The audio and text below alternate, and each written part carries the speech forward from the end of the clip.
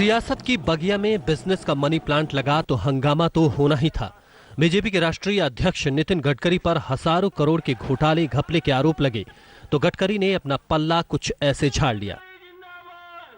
नहीं, आज तो कोई उन्हें कहा ही नहीं है और मैं ऐसी बातों, इतने चिल्लर बातों को कोई महत्व देता हूं।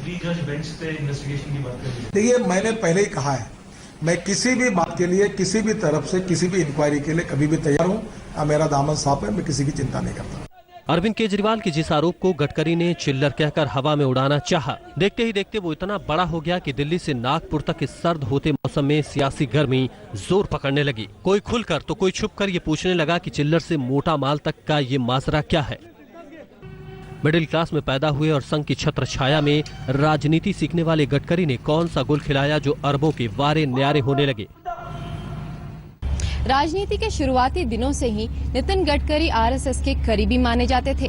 नागपुर के रेशमबाग के आरएसएस हेडक्वार्टर के इन्हीं नजदीकियों की वजह से ही उन्हें राजनीति में बहुत फायदा हुआ। कम समय में ही उन्होंने राजनीति में लंबी छलांग लगाई और इसी की वजह से वो राष्ट्रीय स्वयंसेवक संघ के चहेते भी बन गए। महज 32 साल की उम्र में महाराष्ट्र विधान परिषद पहुंचने वाले गडकरी 39 साल की उम्र में महाराष्ट्र के पीडब्ल्यूडी मंत्री बन गए, वो भी प्रमोद महाजन जैसे रसूखदार नेता के विरोध के बावजूद। कहते हैं कि संघ का हाथ हमेशा ही गडकरी की पीठ पर रहा। पीडब्ल्यूडी मंत्री बनकर गडकरी ने विकास का वो रोड मैप तैयार किया जिसकी गवाही मुंबई पुणे एक्सप्रेसवे देता है। नितिन गडकरी जी मेरे साथ में काम करते थे, मंत्री थे, और एक बात मैं कहूँगा कि मुझे नितिन गडकरी बहुत अच्छे आदमी लगे थे और आज भी लगते हैं। और काम में भी बहुत अच्छे। यही वक्त था जब महाराष्ट्र में पहली बार टोल प्लाजा वजूद में आए और उसी वक्त आईआरबी को राज्य में कई अहम इंफ्रास्ट्रक्चर प्रोजेक्ट्स को पूरा करने का ठेका मिला। बतौर पीडब्ल्यूडी मंत्री नितिन गडकरी के काम को काफी सराहा गया। उन्हीं के कार्यकाल के दौरान मुंबई में 55 फ्लाईओवर्स और मुंबई पुणे एक्सप्रेस हाईवे भी बना। इनमें से बहुत सारा काम आईआरबी को दिया गया था।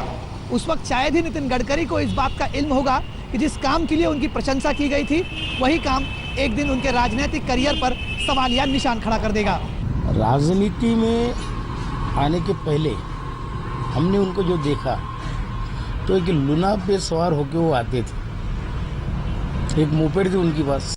तब तक राजनीति के साथ कारोबार की पटरी पर गडकरी की तरक्की की रेल दौड़ने लगी थी। जब एबीवीपी के झंडे तले गडकरी राजनीति का कहरा सीख रहे थे, तब नागपुर के सीताबर्डी इलाके में फर्नीचर और कूलर का बिजनेस भी चला रहे थे।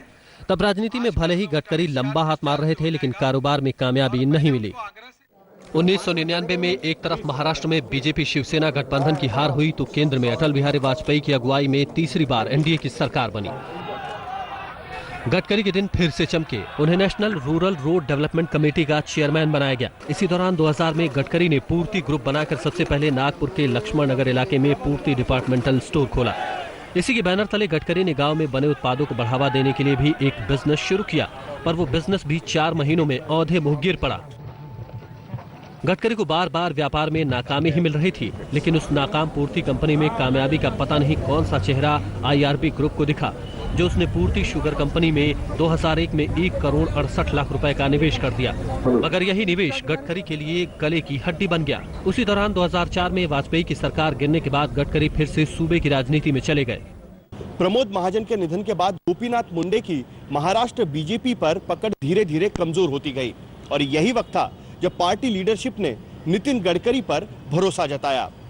गडकरी का सितारा राजनीति में चमका तो कारोबार में भी, लेकिन जिस वक्त वो बीजेपी की राजनीति में सबसे बड़े पद पर बैठे हैं, उनके कद के सामने उनकी कंपनियों पर लगे भ्रष्टाचार के आदमकद आरोप उनके रास्ते को रोक सकते हैं।